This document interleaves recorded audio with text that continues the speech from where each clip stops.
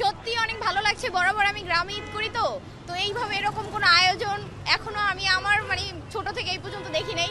তো এইবার এই আয়োজনকে কেন্দ্র করেই হচ্ছে আমার শহরে থাকা, তো খুবই ভালো লাগছে, ভিন্ন এক অনুভূতি।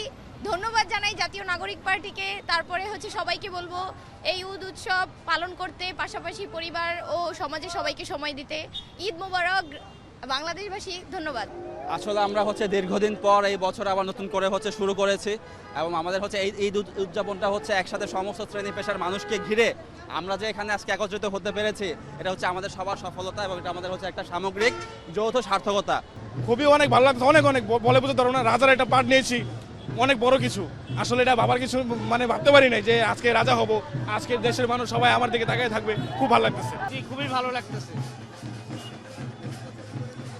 হ্যাঁ হ্যাঁ হ্যাঁ, প্রতি বছরই করি, এবার একটু বেশি ভালো লাগতেছে।